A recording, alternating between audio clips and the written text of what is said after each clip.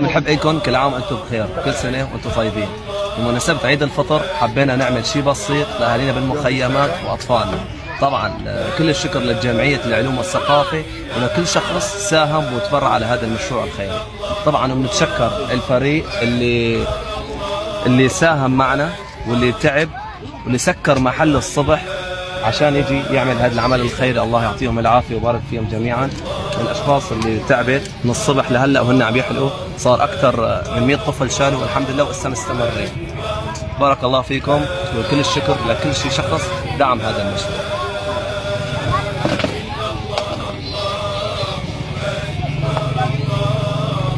شكر لله ولعب عبد الله.